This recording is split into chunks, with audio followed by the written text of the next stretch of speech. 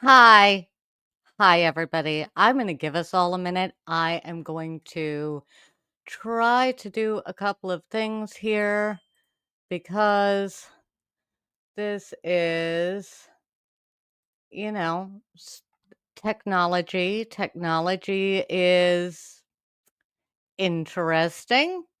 So give me a moment. Let me see. No, wait, no. We're trying a couple things. I'm trying to do a couple things here. Um, nope, nope, that's not gonna work. Hang on. I'm getting there. I'm getting there. All right, hang on. Hang on. Hang on. This is fun. Okay.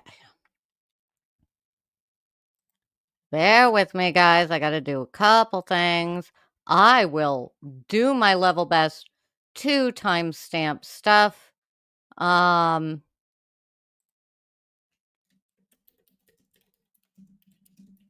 Okay. Okay. Technology is always, you know, it's always a game, technology. All right. I have it in one place. I'll fix the rest of my socials at another point in time. Do not restart computer. Okay. Hey, hey. Hey, hey. Okay. We have one. We have Dad has found it, which is wonderful. Okay. Um I don't know. You know what I'm gonna do? Hang on 1 minute. Hang on 1 minute. I'm taking the other one down. No, this is what I'm gonna do. Hang on. Hang on. Hang on. I'm almost there. Things I'm doing in real time. Okay. This. No, I need to see comments. I'm doing things in real time. Okay. Um, okay, I'm trying to do this in real time. Yep, I know. I'm trying to fix that. I'm trying to fix that.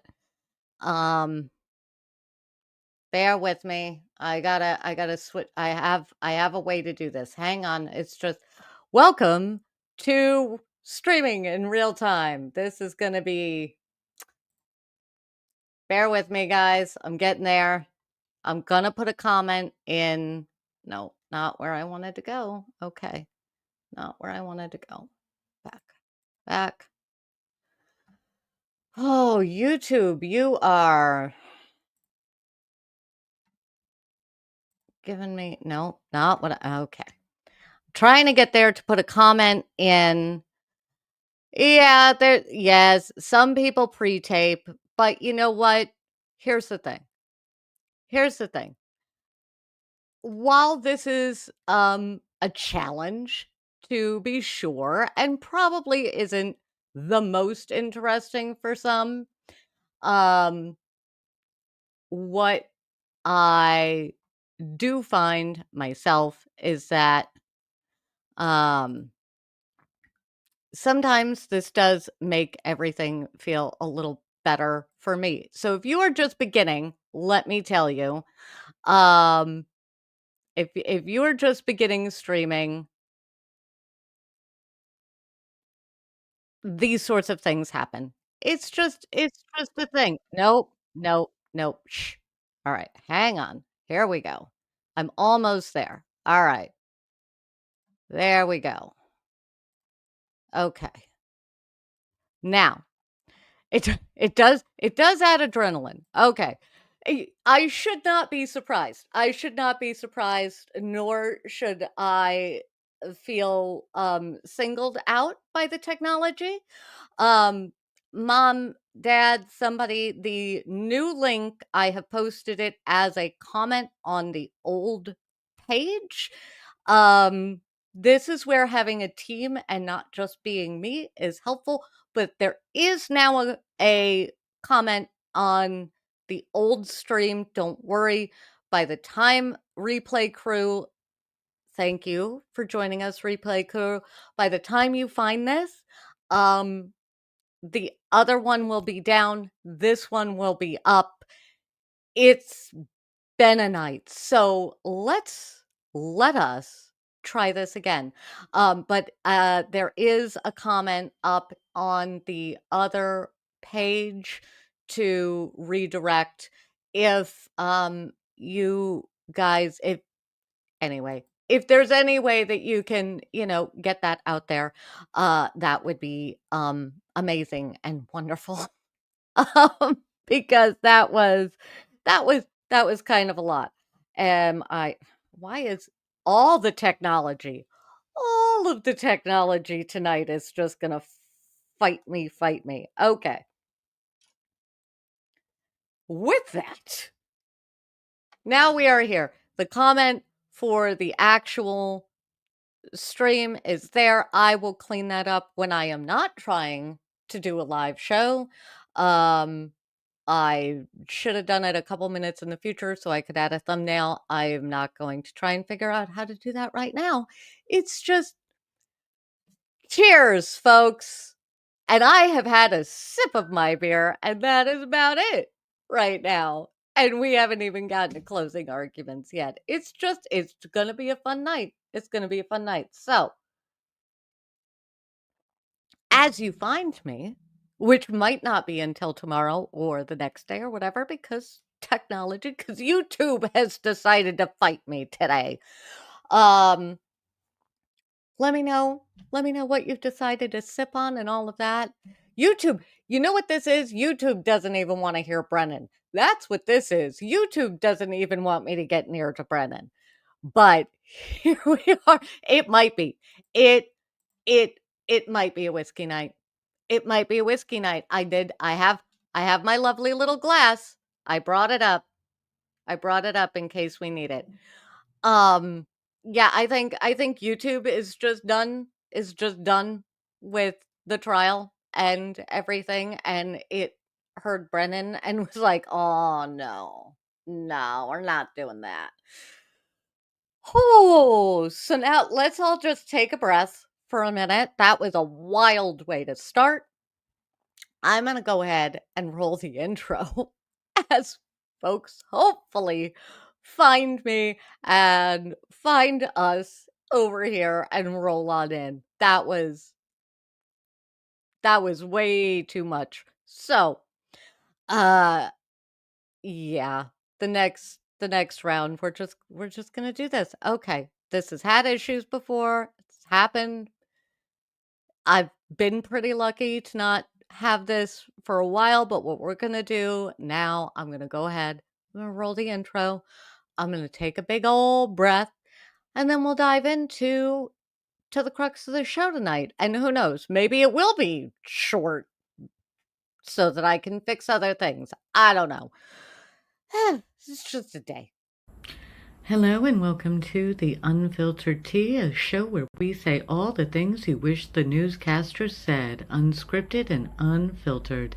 We talk about politics, pop culture, and courts, so pull up your soapbox, pour yourself a cuppa, and let's go. Let's go. Thank you, Mama, for the comment on my face. I wanted to try something different. Want to try something a little new. So here we are. We have, oh my goodness. And now I'm fuzzy. You know what? This whole thing might just come down. I don't know. We're just going to do this for the practice at this point. All right. If you find this great, it means that when I went back and saw it, it was, apparently I'm just going to battle with technology tonight. Here's what we're going to do. I'm going to run, unless there are other major issues that send me sideways. I'm just going to operate like it's working. And if it is, and if you find it, and if this is cool, great. And if it fails, you know what? We'll catch up later in the week. Because I think we're going to be on Verdict Watch. I honestly think we're going to be on Verdict Watch tomorrow. I really do. I don't have the ability to stream tomorrow, but I think we are going to be on Verdict Watch tomorrow. So, I will do my best this week. It's going to be probably a busy week at work, but here's what I'm going to say. I'm going to do my best to try and do a show when Verdict comes in. And maybe that'll be the makeup for this insanity that we are dealing with this evening. I don't even know. Again, I don't think YouTube wants to hear Brennan, but that's where we're going to start. We're going to start with Brennan because Jackson's close was so amazing. And I can't pick my favorite moments from Jackson's close, so we're going to start with Brennan, and then honestly, what we might just do is do Brennan, and I will figure out when we're going to do a stream with AJ's close. I don't know. I don't know. I have lost the thread at this point. It's a lot. All right. Let us dive right into Brennan's close. Now, this is not how this happens in court. The way this goes down in court, because the Commonwealth has the burden of proof, defense goes first, Commonwealth goes second. In most other jurisdictions, in almost every other state, it goes prosecution, defense, prosecution, rebuttal. But that is, oh good, I'm getting notes from Dad saying the visuals are on his computer. So it's just technology being fussy with all of us. Yeah, in most places, the prosecution goes, and then the defense goes, and then the prosecution goes again. Massachusetts, it's like, nope. Prosecution gets one shot to make this work. So they get one shot. Will this work when I go actually and pull this up? I have no idea. Ah. All right, there we go. Close enough. Is that close enough? No. I gotta back up. Backing up. I will share my screen in a minute. We have had enough of an evening. All right. Let us look at Brennan's opening of his close. I have thoughts. I have so many thoughts. Not the least of which is he never thanked the jury, and I have a real issue with that. Okay. Present technology. Okay. That came that up. Okay. Share screen. I'm talking through how I do this out loud, which, yeah, I know doesn't always work for everybody, but it is what it is because, yeah. All right. Where am I going to be? Am I going to live there? I'll live here for right now. Okay. Let us let Brennan deliver a little bit of his opening, and then we'll go from there. I said play. Come on, Tech. There we go. John O'Keefe was 46 years old. 46 years old. He spent his life helping people. He's described as a good man, kind, generous, thoughtful. He was a Boston police officer. He worked to help the community. Everything you've heard about this man, he was a good man. He helped people. When his niece and nephew had nobody, he took them in. He took them in. John O'Keefe seemed to be the type of person who would help anybody at any time. And on January 29, 2022, John O'Keefe needed some help. He needed help from somebody else. You see, John O'Keefe had just been hit by Karen Reed in front of 34 Fairview Road, and he lay on the ground dying, and he needed help. Someone to reach out a hand, someone to knock on a door, someone to make a phone call to 911, even anonymously. Not take responsibility, just to help. And there was only one person in this entire planet who could help him that morning, to give him a chance. Maybe it was a 33% chance if he met the Isaac Wolf of the world, but to give him a chance. I did. And that one person who could help him that morning was this defendant right here, Karen Reed. And she made a decision. In her Lexus with the shattered taillight, debris field all over the front yard, and John O'Keefe lying helpless like a child on the front yard. She made a choice. She didn't call 911. She didn't run to his aid. She didn't knock on a door. She made a decision about herself. In her Lexus, she drove away. Okay. That's how he starts it, which is I'm going to make myself a little bit bigger. That's how he starts it. I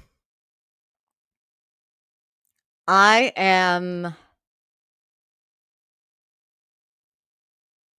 I'm going to skip ahead.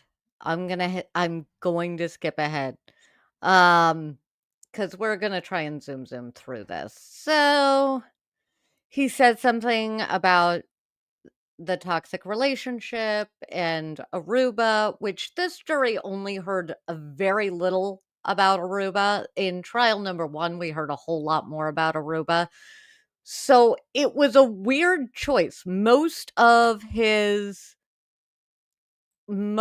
Brennan's close was an odd choice because it was honestly more based in trial 1's closes and what the defense argued in trial 1 as opposed to what it was here. And I know that while I am doing Brennan first, it is even weirder to me when it comes after Jackson's close. Because it comes out of the blue for a lot of these things. And yeah, a bunch of fellow police officers right there, and no one helped. I am going to talk about this a little bit more because we're gonna go over some of the evidence, like how loud it would have been if the Commonwealth's version of events is correct. But that's going to come down the line. All right, let us hear a little bit of this. Was an interesting. The waterfall bar, when you see John O'Keefe come in, here's him barely greeting him.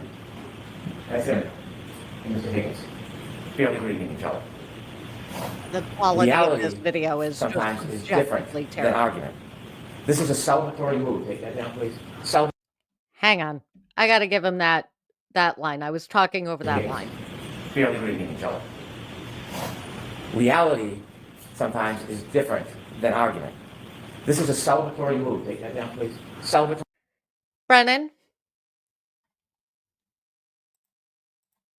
Brennan, reality is sometimes different than argument. Yeah. Yeah, yes. Could you have remembered that during, I don't know, your entire case? Just a thought. And all right, let us. No, I'll give it a little longer. They're playing around, they're hugging, they're grappling. This is a fighting technique for a murder 2 hours later. Is that the story? They're practicing their moves to murder John O'Keefe? No, Brennan, I believe all of the testimony ever on that was that they were peacocking. They were trying to get, it was all attention seeking. That's what it was. They wanted the attention of Karen Reed. In the celebratory mood, you don't see any aggravation or animus between Brian Higgins and John O'Keefe. Inevitably, the next morning, Oh, Karen sorry. Reed is brought to the hospital and they take her blood. Now, the government doesn't have to prove that she was drunk. It is either that she's over the legal limit, .08, or she had enough alcohol to affect her ability to operate a motor vehicle safely, but you will know that she was far beyond the legal limit. After the retrograde analysis, almost 2 to 3 times the legal limit. Almost 2 to 3 times the legal limit.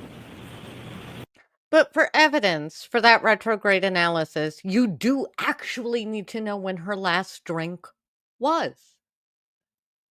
You have to know for it to work. It's a bad argument. Okay.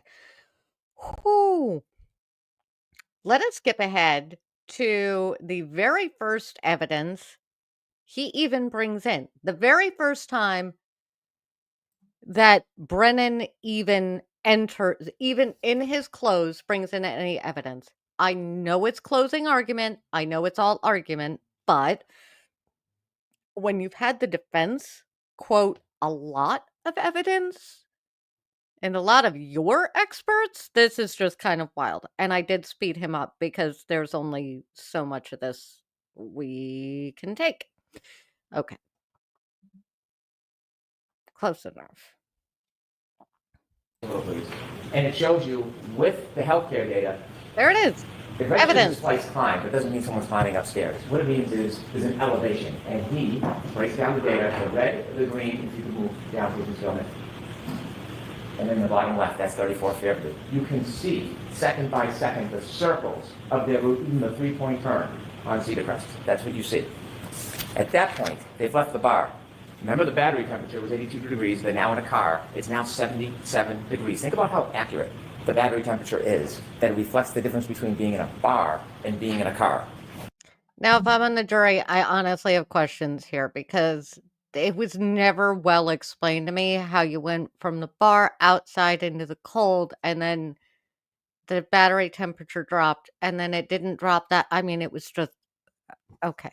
We're going, we're gonna skip ahead. My next note was so much burden shifting. He spends most of his clothes trying to put the burden on the defense. They have no burden. They have literally no burden. What was it? I'm going to quote Runkle for um I am going to well, I mean to watch it in real time in the description when I actually put up the right thing. I will get you there. Um and I would go watch Runkle, but he describes it very well. It's one of the best analogies. Is that the prosecution's job is to build a boat. The defense's job is to either make sure your boat never gets built or to poke holes in the boat. That's so the burden is on the Commonwealth. Did they meet it? I don't think they did. I really don't think they did. Um let us jump ahead to his comments on he tries to go over some of the charges and why the jury should find Karen guilty of the charges. Except he uses a spectacularly bad analogy. Um that is weirdly specific, but also very bad about a boulder and being on a bridge and smashing cars. We're just going to skip over that because technology has me going, I can't, I will get a headache. Which is also not a good place to be in, by the way. If you're the Commonwealth, to have the internet as a whole checking out when you get up to speak does not bode well. I don't know how this jury is feeling about it, but I don't think it's solid for you as your case. Just my thoughts. So we are going to skip ahead, like way ahead. He uses Karen Reed's um interviews, which we knew he would. Um Interestingly enough, the defense never mentioned the word conspiracy, I don't think, in their close. So, yeah, close enough. moved since that 22nd. Hasn't moved. They start shaking him. You're going to see, when you look at the records, the healthcare data starts to move. He's been there all night. All night. Or his phone Nobody has. knows. Her. And so when they try to help him, she says something that is remarkable. She says, there's a piece of glass stuck in his nose. And she plucks it out. And she says when she plucks it out, blood spurts out. We'll talk about that in a couple minutes. Remember that. The more you talk about it, the more he talks about it, the less I actually believe that it was something that truly happened the way she said it happened. I just... Pulls it out, blood spurts out. That's what she says. As they try to help John, Jen is calling 911. They would like you to believe there's a conspiracy. That the glass that's found in Mr. O'Keefe's body is somehow from inside the Albert House. The glass, well, you will hear it in the clips. If we don't play it, you'll have all the clips with you. She talks about the fact that he took her glass. He took the glass. She says it. So the Albert House, they don't need to get the glass. He already has the glass. But your team did an analysis and didn't find that it was a match. Sorry, that was really loud. Your straw that's later found on the street, by the way. That's what happens on an impact. Things move. The glass comes with him, lands near his body. Debris field moves past him. Shoe, hat, straw. question. Who has anybody ever broken a glass before, particularly when you're supposedly holding it? John had no cuts on his hand. I can't get past that part. I can't. Jen McKay makes a call to her sister, and they say because it registers 29 seconds, a Cellbrite record is not the same as a call detail record. There's no evidence it was a conversation. No lights go on. There's no conspiracy. The cell phone records indicate that there was, in fact, a 37-second conversation, 38-second conversation. I know you say there's no records of the conversation. That's only because they didn't record the... See, if I'm on the jury, this is what my brain is doing while I'm listening to him. It's a problem. Let us skip ahead. He calls Jen McCabe the villain of the story. Well, let's skip ahead to villain of the story. I wrote it down. I will give him that. I just have to get to... did I write it down? There we go. Trying to shut her up. Don't talk. You're upset. Stop saying crazy things. The villain of the story was trying to help the defendant from incriminating herself. The irony.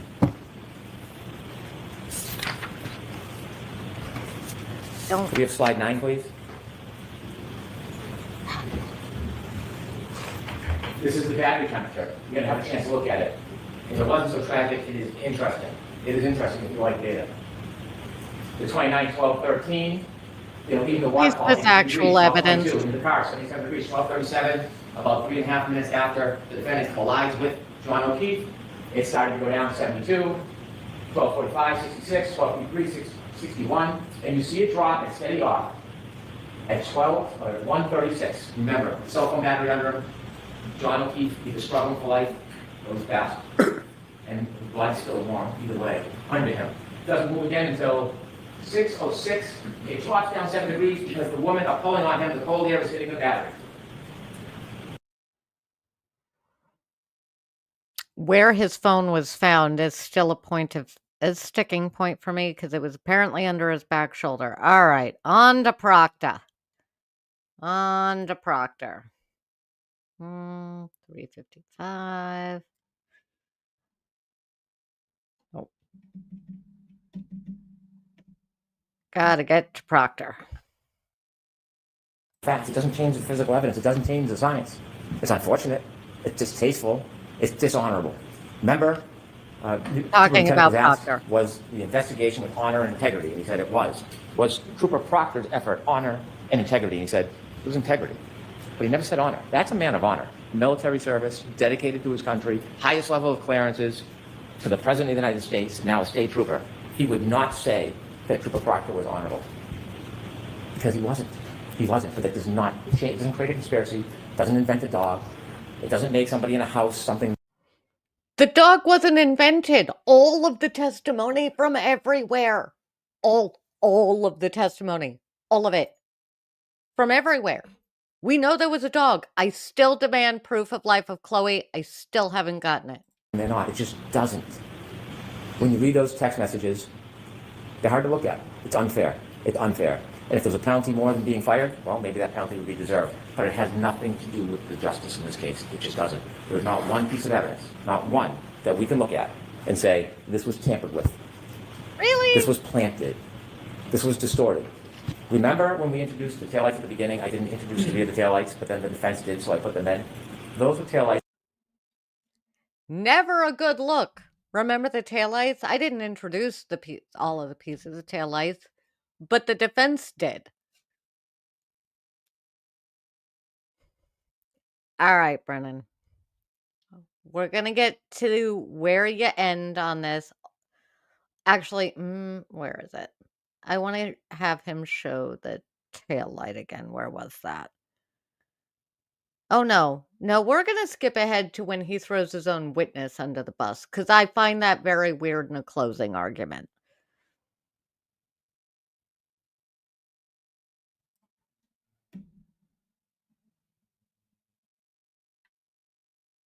And they point to Dr. Scortibello, who works at the medical examiner's office. She tells you that she doesn't see injuries consistent with a collision.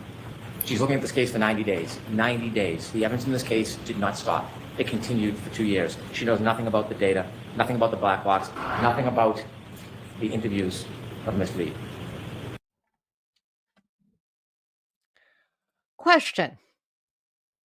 That's a medical examiner. Do you think that her that the injuries are going to change in 90 days? Because those are not going to change in 90 days. Yeah, exactly. There were pieces of taillight that didn't come from Karen's SUV. Explain that, Brendan. I mean, and I can GBMFO. There we go. Sorry, I had to take a minute to read your name there. Exactly.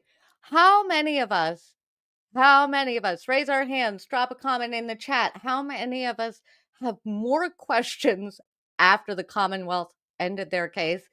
And how many of us started to get the defense and the prosecution mixed up because the defense was actually bringing in evidence? I It's kind of crazy to me that we are still here and that he's throwing his own witness under the bus. My dude, what? Why?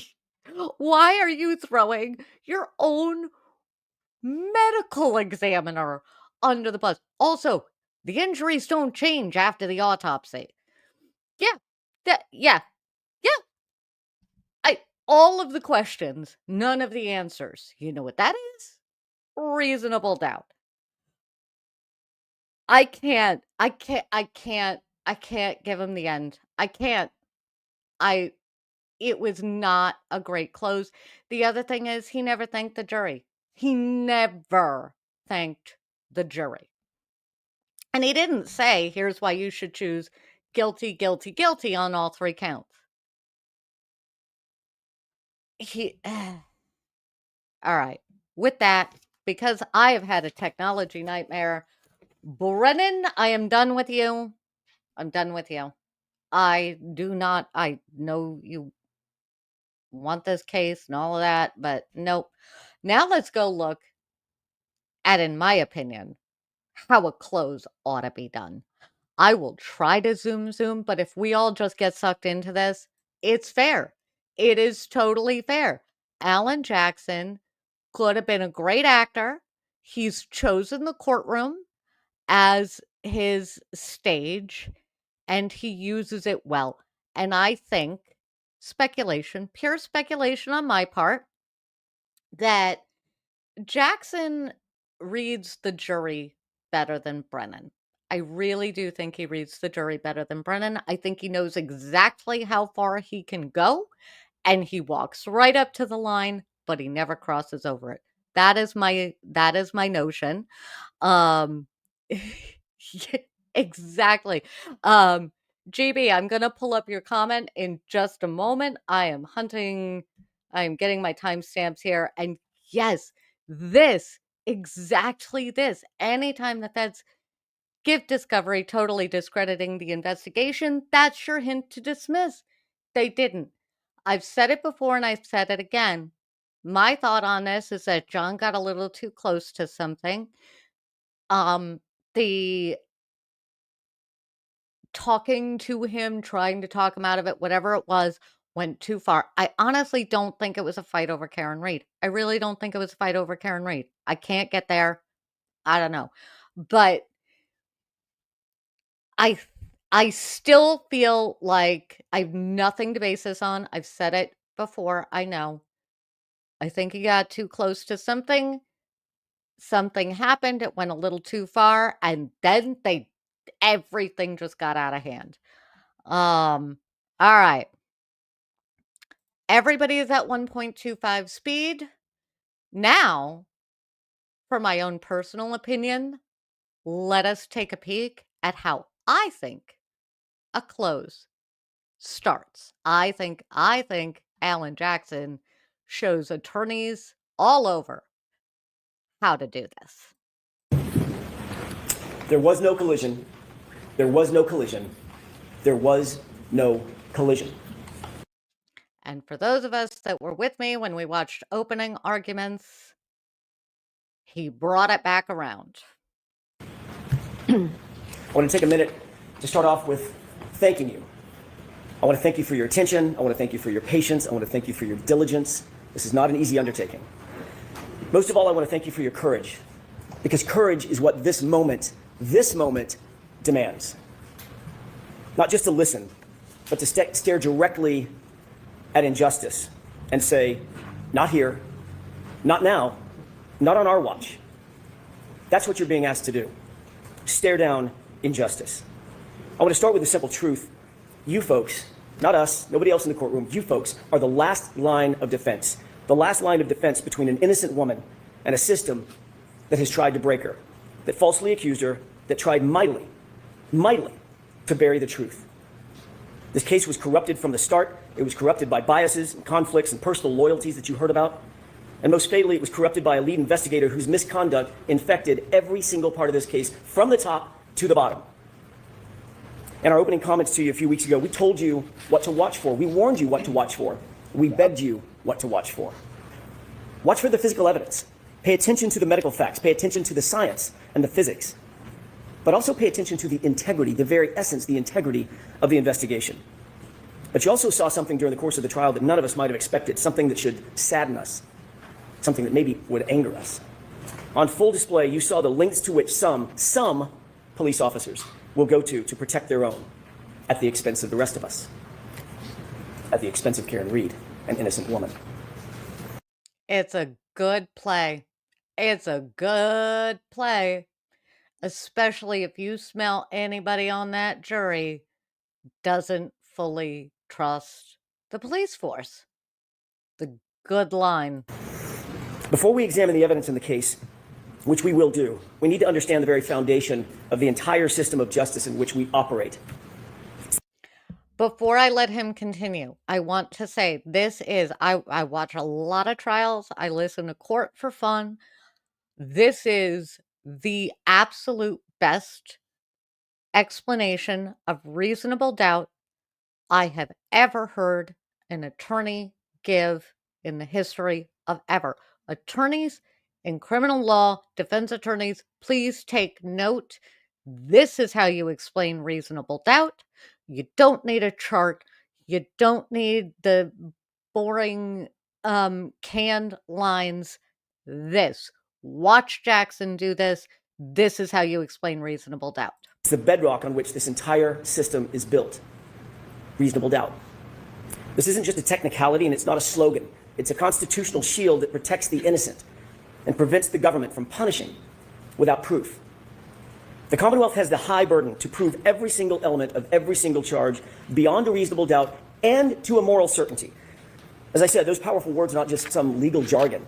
They're your mandate, they're your obligation, they're your community's protection against injustice. In our system of justice, Karen Reed sits here today presumed innocent, cloaked in the presumption of innocence. That presumption is not fragile. It doesn't just disappear because there's a charge or a badge or a theory. That presumption stands firm unless and until the Commonwealth clears that high bar, the highest bar the law provides, proof beyond a reasonable doubt and to a moral certainty. That means at the end of this case, at the end of the trial, you think about one or more of the charges, you think, you know what, maybe that's true. It might be true.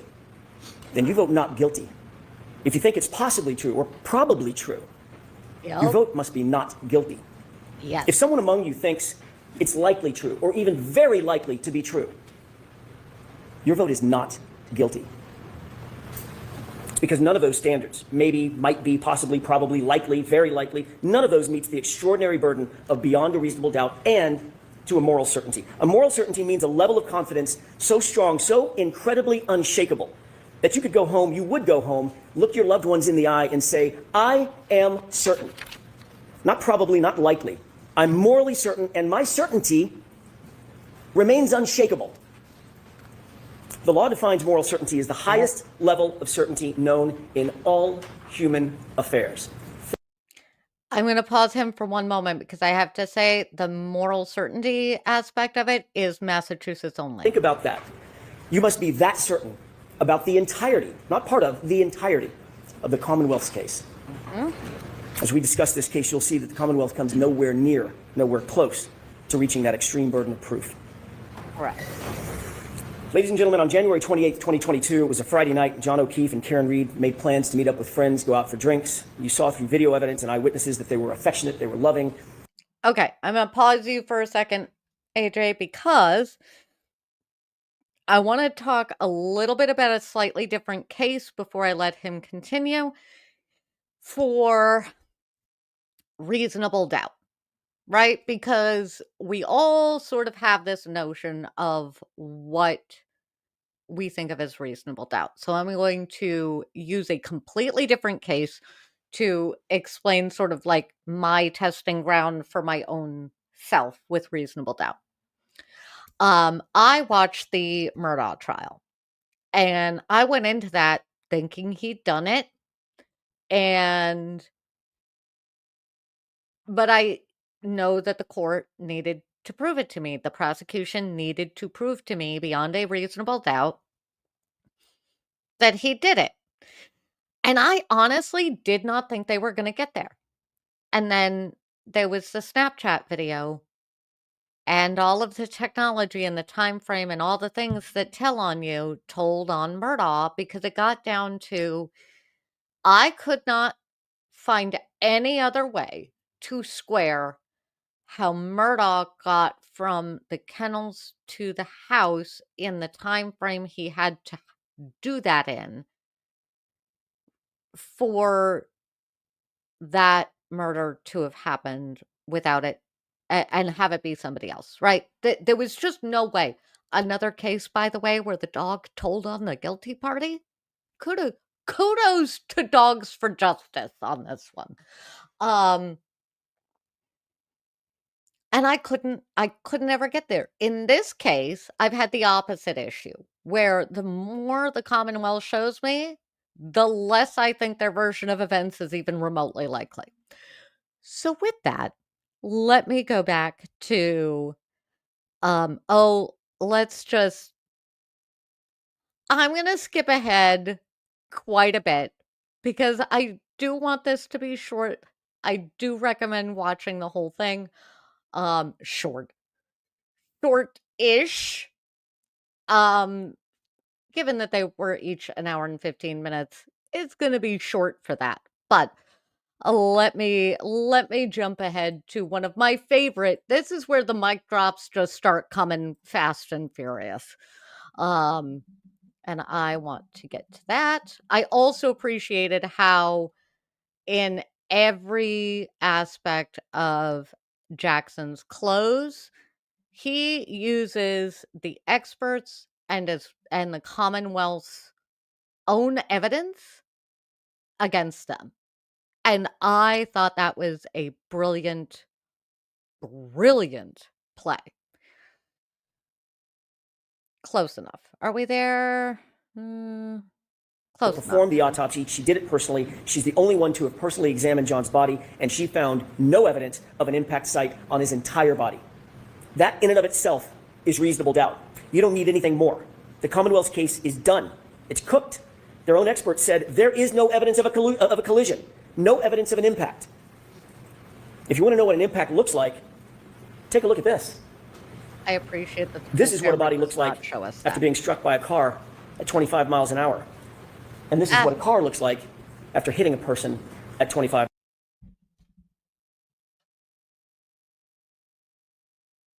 I'm going to back that up. I'm going to back that up because I just realized that all you could see was me.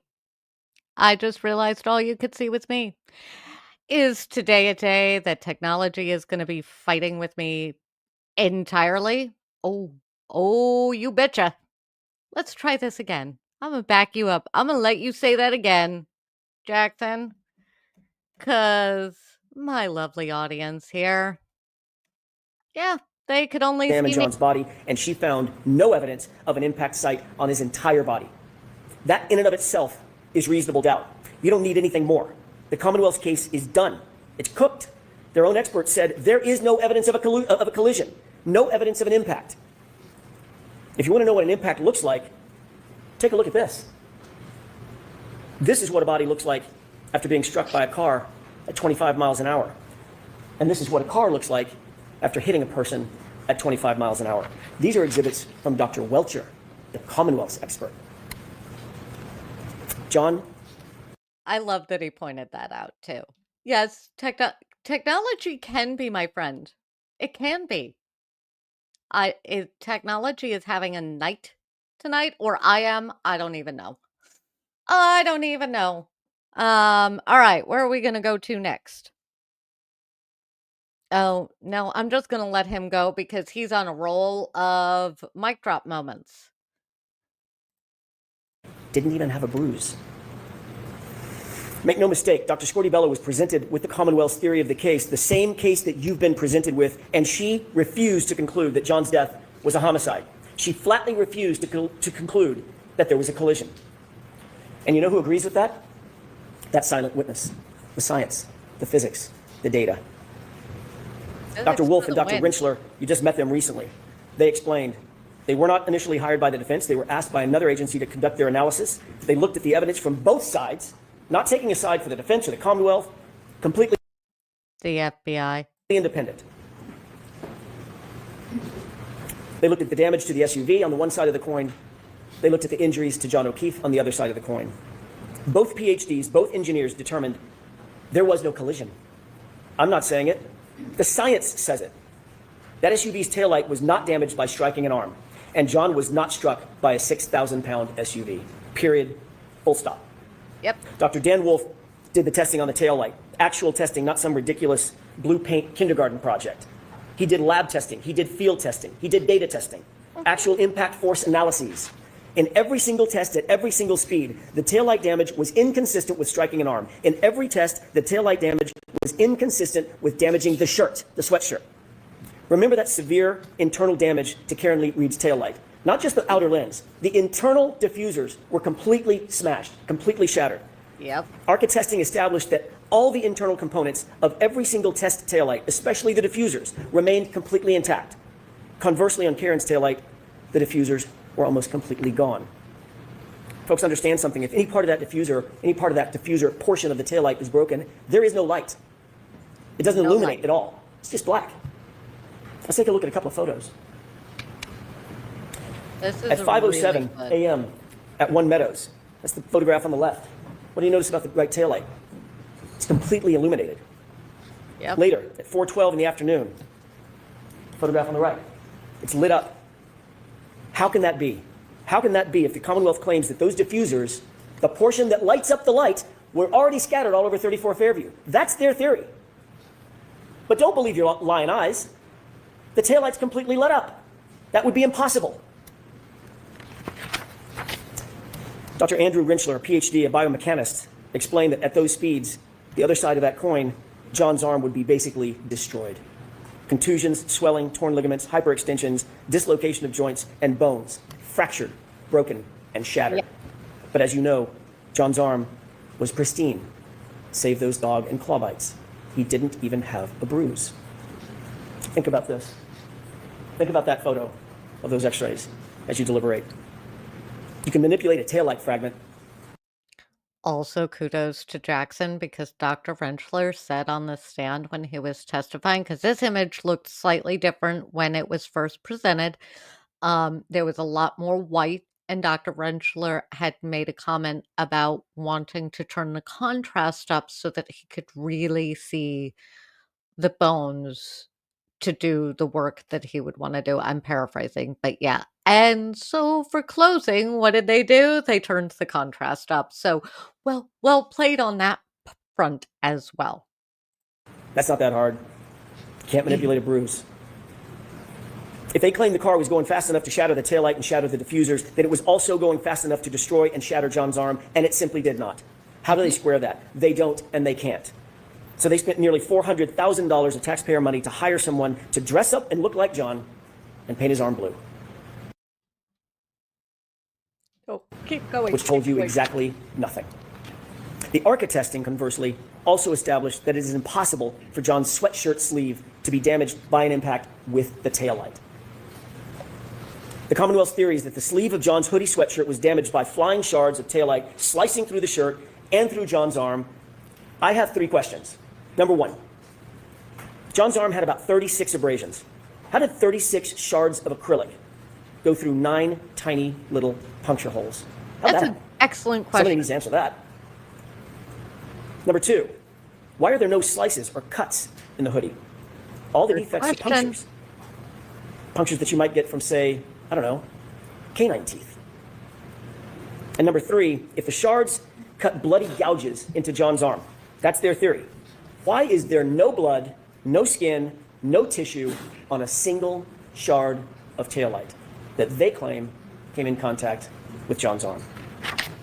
I have even more questions, but those are good questions. And if I'm sitting on the jury, I want to know their answer. Brennan didn't have a good answer.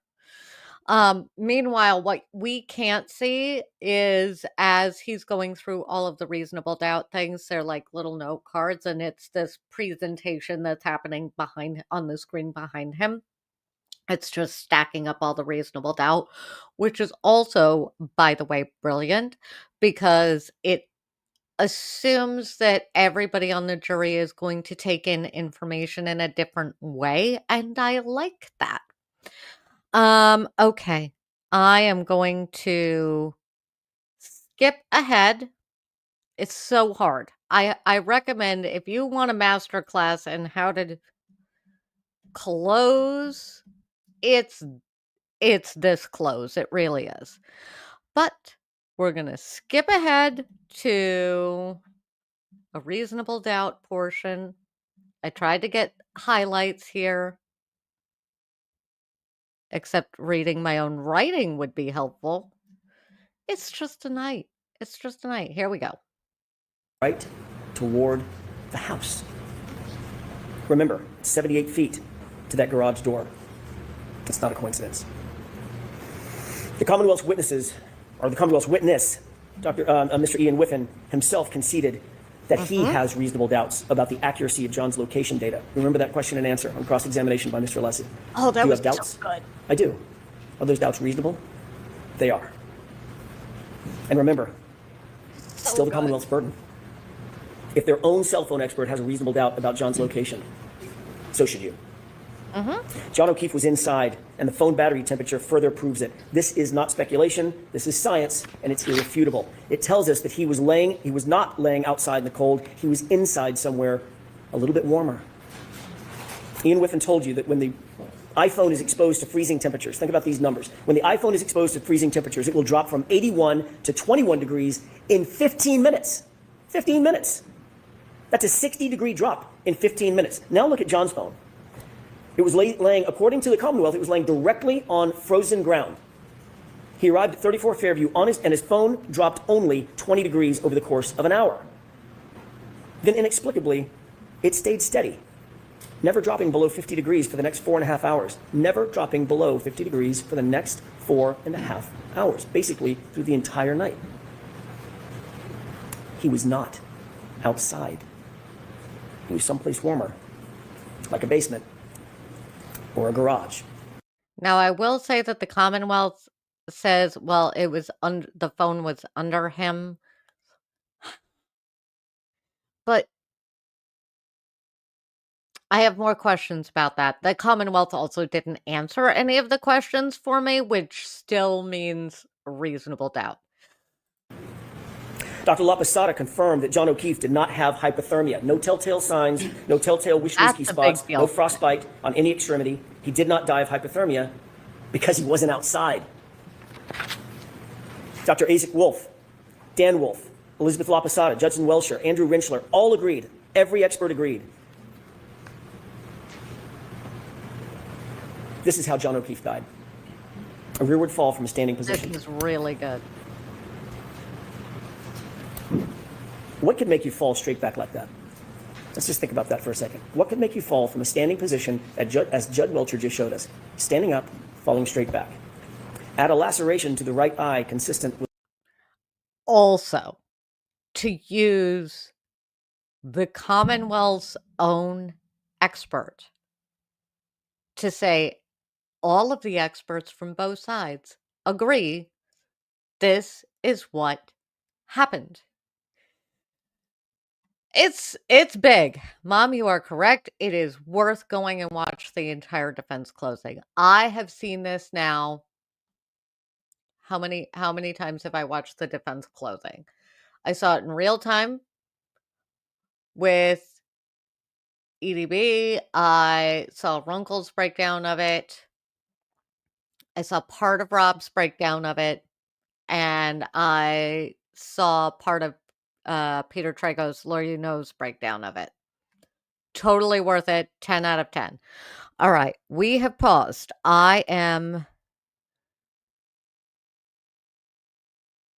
He does point out that the phone was under the back shoulder, but I'm trying to find the highlights of the highlights. Okay. So now let us skip ahead to almost the end, and I'm going to let it play for a little bit because he's done one of these things almost routinely. Not this particular moment. I'm going to start with this. We're going to watch through probably the end, because from here on out, it's just mic drop, mic drop, mic drop, mic drop. So let us finish this out, and then we will chat for a little while. No other person with him. Claims to have found a single piece of glass at the scene. February 11th, single piece of glass, Michael Proctor. Keep that in mind. Interestingly, the glass on the bumper that didn't match the cocktail glass, one piece did match one other thing. The Proctor glass. Those two go together. The only two things that go together from that bumper are the Proctor glass. We know that there's no glass in the taillight. We know that nothing else was shattered on the vehicle. Therefore, that glass had to be placed there. Yep. Didn't come from a crash, didn't come from a cocktail glass. So how did it get sprinkled on the back of the bumper? Whose proverbial fingerprints are on that glass on the bumper? The only thing it matched was Michael Proctor. That's a good question. What about the Ford Edge and that snowplow driver, Brian Loughran? He observed that Ford Edge parked outside Brian Albert's house at 3:30 a.m. That vehicle was moved directly in front of where John's body was found sometime between 2:30 and 3:30 in the morning. The only person connected to a car of that make and model, Brian Albert. Michael Proctor did nothing to investigate that point. Did nothing to investigate whose Ford Edge was parked in a spot specifically to block the line of sight in the exact position where John's body would be later found by Karen Reed. No one, not Michael Proctor or anybody else, checked it for evidence. No one even asked any questions about it. That Ford Edge, Brian Albert's Ford Edge, completely ignored. Michael Proctor failed to interview obvious witnesses in this case. Why? Why didn't he want to speak to the snowplow driver, Brian Loughran? Why did he falsely claim that no one plowed the roadway that morning? When police dash cam video, you saw the dash cam, it shows plows going back and forth all morning. Why did he wait so long, years even, to interview Heather Maxson and Ryan Nagel, individuals who were literally outside 34 Fairview at the exact same time John and Karen arrived at Brian Albert's house that night? Brian Loughran, had he been investigated or interviewed, would have told Michael Proctor that he drove past the lawn multiple times on January 29th, and there was no body on the lawn. He would have had a perfect view. Remember, the weatherman told you there was only enough snow at that time. I think he said, in a very charming phrase, only enough snow to track a cat. I think that was it. That was it. You There was know no that body was there. it. Heather Maxon and Ryan Nagel would have told him that they arrived at 34 Fairview shortly after Karen and John pulled up behind them, and they would have told Michael Proctor, at least Heather would have told Michael Proctor, that when she left 10 minutes later, she drove past the SUV and observed Karen Reed in the driver's side, dome light on, passenger seat empty. Yep. So where was John? Wasn't outside, wasn't sitting down, wasn't laying down. There's only one place he could be. We could all say it together if you could talk with me. He was in the house. That, to get the jury on your side, he did it in opening. He's done it multiple times within the trial, getting the jury and pausing for just long enough that you're like, in the house. He was in the house. Brilliant. But Michael Proctor did not want to have those answers. He did not want to have to disclose those answers. He didn't want the truth. Okay. He's going to have his Jack Nicholson moment. I am going to skip ahead to the final mic drop moment. And then I'm going to say go watch the whole thing because it is just one of the best. We're close enough. I put an ish down. The house hundreds of times, maybe thousands of times. She's been going to that house her entire life, and yet she acted surprised when I asked Jen McCabe, garage door, acting surprised. her about it. Remember Jennifer McCabe's answer when I asked her whether there was a door at the garage? I was asking her about the front door, the side door, and the garage door, and her answer was, oh, actually there is a garage door, right there. Investigators never opened that door. Let's change the scenario.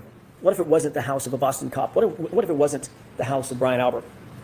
We can be certain that investigators would have torn that house apart to get answers about why a fellow police officer was laying dead on the homeowner's lawn. You can betcha. But because this was Brian Albert's house, a Boston cop, nope. And because he was a fellow cop, an insider, they didn't even open the door. That is not justice, folks. That's just pure favoritism. Yep. Each of these facts is more than a question mark. They're failures of duty. They're blank spots on a map where justice is supposed to live. That's such a good line. They're blank spots on a map where justice is supposed to live. Such a good line. And every single one is a reason why you cannot convict Karen Reed. Reasonable doubt abounds. If the Commonwealth failed to investigate every reasonable alternative, how dare they come in here and ask you for a verdict? They didn't investigate the case fully, and yet they're asking you to take the easy road and do their job for them. These facts do not represent reasonable doubt. Nothing does. Every one of these facts that you're seeing that we're talking about represents reasonable doubt. Everyone. Mm-hmm. The police and the prosecution are in a position to take people's liberty. It's the most dire and consequential act a civilized government can take against one of its citizens. Their obligation is not just to try to get it right. They have to convince you to the highest degree of certainty known in human affairs. They have to do it all, every bit of it, beyond any and all reasonable doubt. And they have not done that here. And how about the homeowner himself? The host, the first responder, the Boston cop, Brian Albert, who was sparring and practice fighting with Brian Higgins just minutes before John O'Keefe appeared at his house, 34 Fairview. Brian Albert, who was watching Chloe that night, the German Shepherd. Brian Albert, whose phone and his wife's phone were never secured. Brian Albert, who never came out of the house. But that doesn't mean he wasn't awake. It doesn't mean that he wasn't on his phone. Think about this. Jennifer McCabe claimed that her sister and Brian Albert both slept through this complete chaos right outside their bedroom window. But Jennifer McCabe's phone records tell a different story, and they tell the truth. She spoke with him for the better part of a minute, 38 seconds to be detailed about it, at 5:07 a.m. And then she lied about that call. Remember that? What was the reason for that call at 5:07? Was it panic? Was it a warning?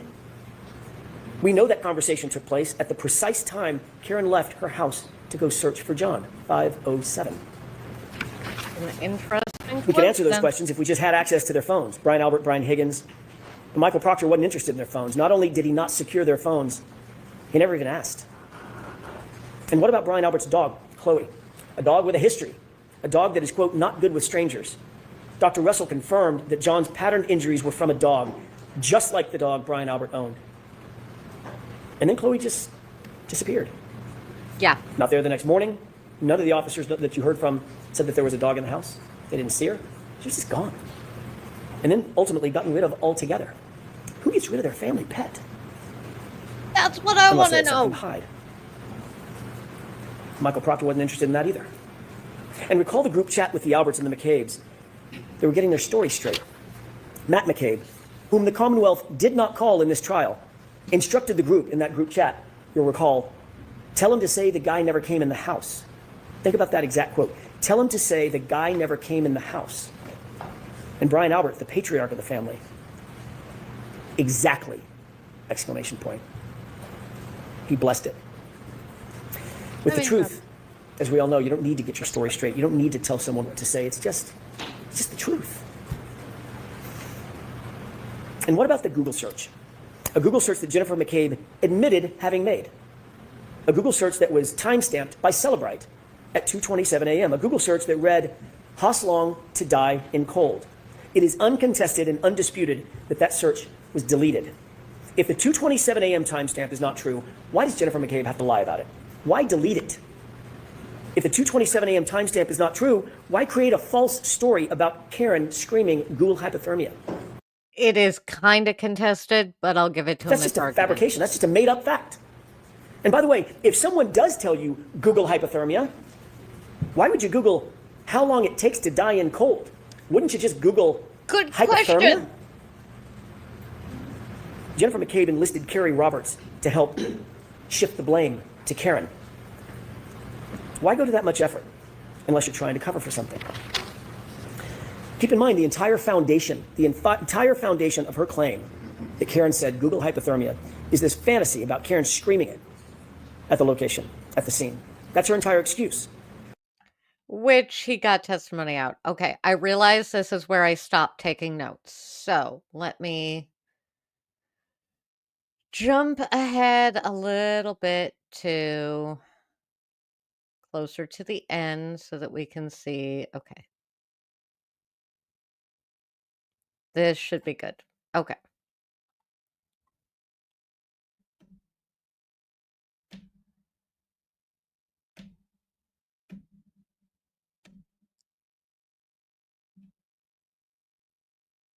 There we go. Close enough.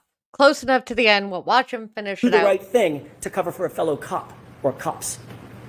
They failed to maintain a fair and unbiased and honest investigation. They failed to present you with the truth. And this is what you get. An investigation that's riddled with errors and omissions and a rush to judgment and conflicted and corrupted from the start. Every part of it. That is the literal definition of reasonable doubt. How can they ask you to be morally certain based on this evidence? It's a tragedy. When the government fails so completely, so catastrophically, when there are dozens and dozens of points of reasonable doubt on the table, your duty, your oath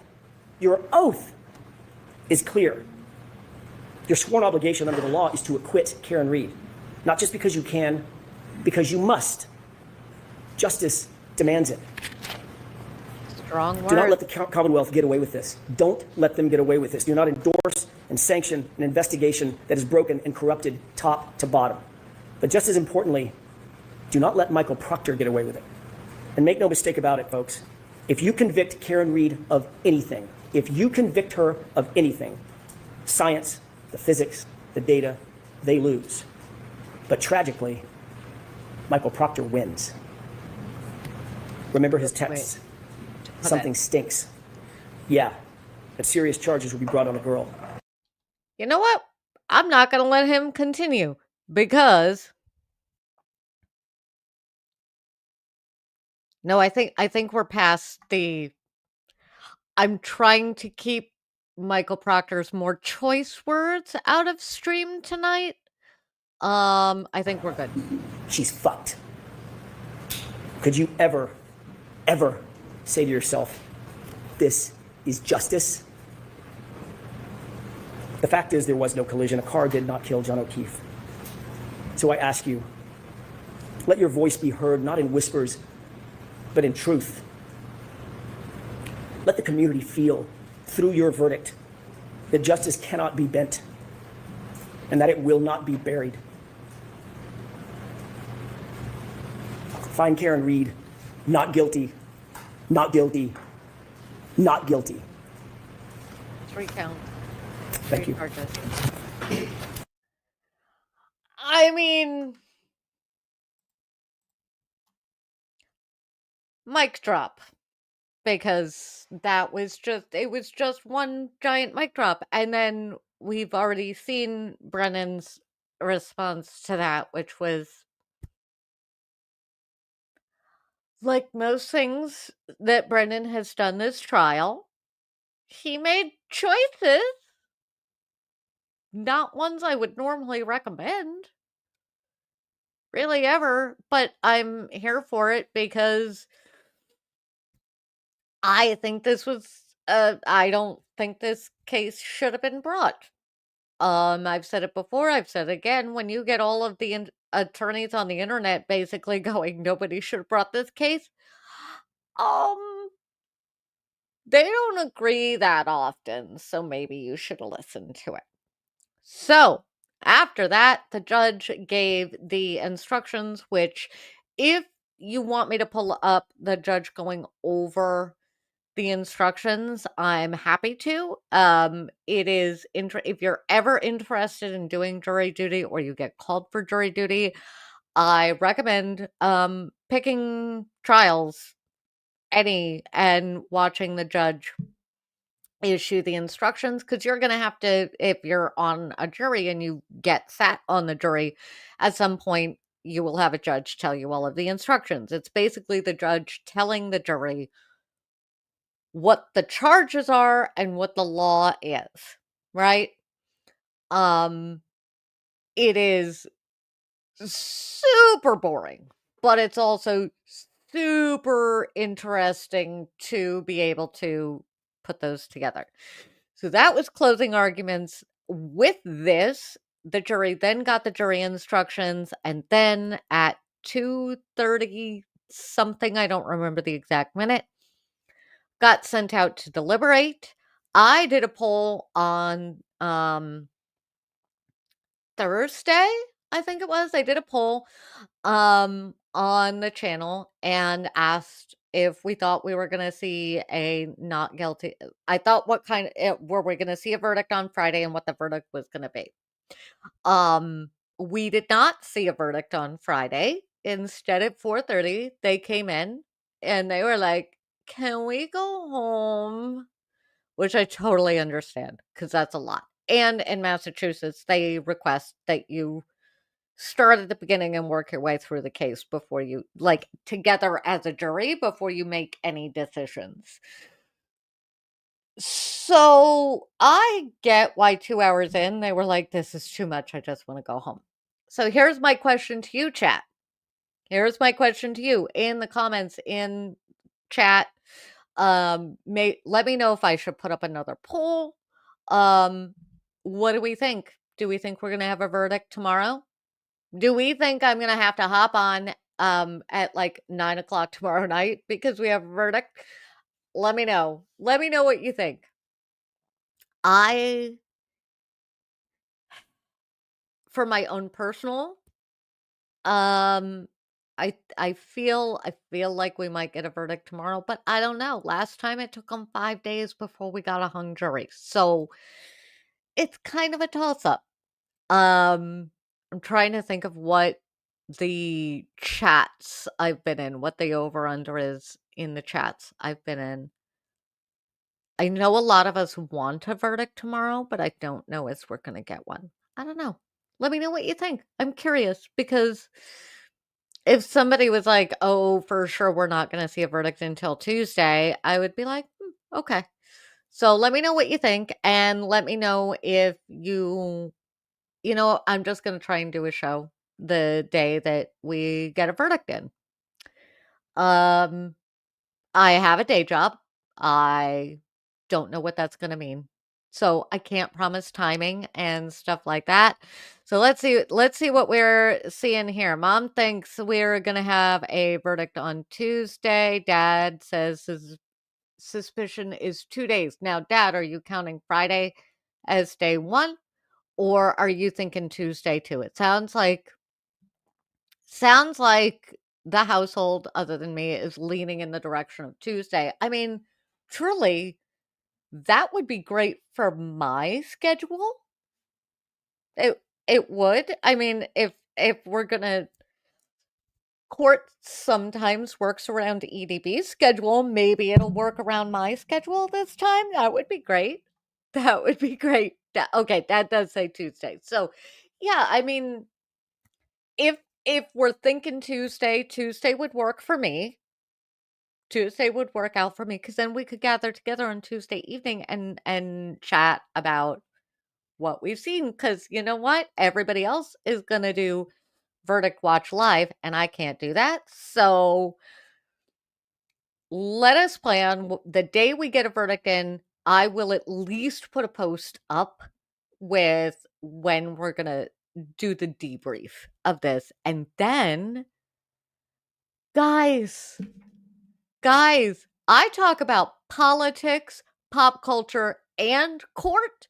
This is number 3. We have now I've successfully done almost gavel to gavel coverage of Karen Reid trial number 2. So, you know what I want to hear from you guys? I want to hear from you guys. What are we covering next? Are we going back to court? Are we picking up on a news thing? Are we going to cover the thing that was the military parade? Let me know. Let me know. Politics, pop culture, and courts. That's what we do over here. If you are new, if you are just joining us, that's what we talk about over here on the Unfiltered Tea. This has been a wild ride.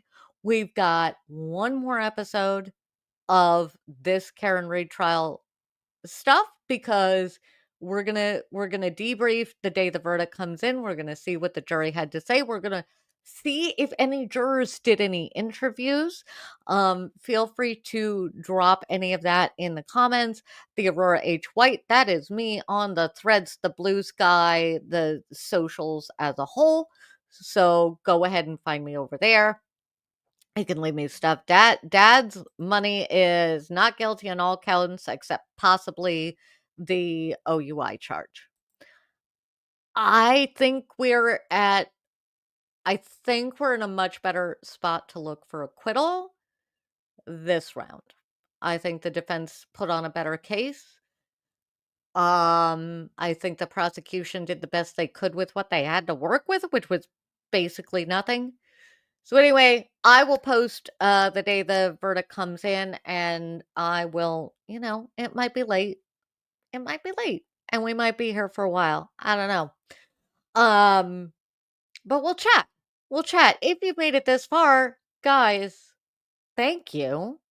And if you're on Replay Crew and you've made it and do all of the likey, subscribey things and good heavens, if you have managed to make it through with my technology tonight, share this, get it out there. If you're a first time streamer, I've been doing this for like 3 years and that was a ride. So, it's a thing that happens. I want to thank everybody for being here. Do all the liking, subscribing things. Welcome, welcome. And I am going to go ahead, roll the outro. You know what? No, chat, you know what I'm going to do before I roll the outro? With all of you, we have earned it. I'm scooting back because, me and technology have not been all that friendly tonight. I have my whiskey. Cheers, guys. You're amazing. Thank you for hanging with me. And with that, I'm going to see you when a verdict comes in. We're going to debrief then, and then we'll figure out what we're doing next. But think about it now. Let me know. Let me know what you want me to do next because, we're going to have some room. All right. As always, be well, do good, and remember to bark a lot. And I'm going to see you on the next one. Thanks for joining us for another episode of The Unfiltered Tea. Don't forget to hit that like button. If you have a story you want our unfiltered take on, go ahead and drop it in the comments, and we will see you next time.